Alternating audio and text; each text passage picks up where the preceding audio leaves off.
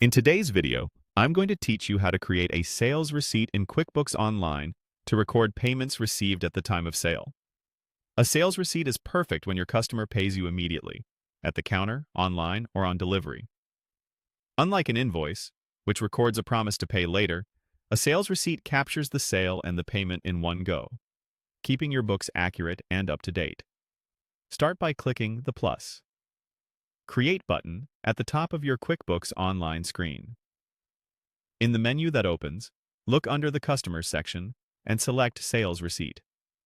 This opens a new form where you'll enter the details of the sale. Choose the customer from the drop-down list. If this is a first-time buyer, you can quickly add them, so the receipt shows their correct details for your records. Next, check the date on the sales receipt. QuickBooks fills in today's date automatically, but you can change it if you're recording a sale from an earlier day. Now set the payment method.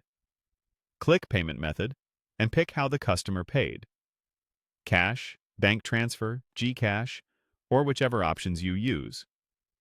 Being specific here helps with reporting and reconciliation later. Then review the deposit to field and select where this money should go, such as cash and cash equivalents. If you regularly combine multiple payments before taking them to the bank, you might choose an undeposited funds account so you can group them later in a single bank deposit. Under Product Service, select the item or service you sold. If there are multiple items, add each on its own line so quantities and prices are tracked properly. Enter the quantity and rate. QuickBooks will calculate the line amount for you. If your sales tax is set up, it will also update totals accordingly. Before saving, take a moment to review the numbers. Verify the subtotal, the total, and the amount received.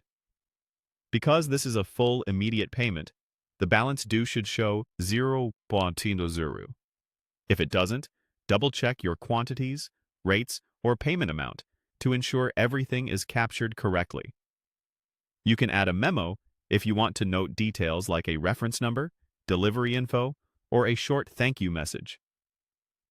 Attachments, such as a signed acknowledgement or supporting document, can also be added to keep everything in one place. When everything looks good, click Save.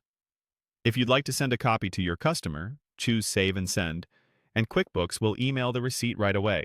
That's how you create a sales receipt in QuickBooks Online.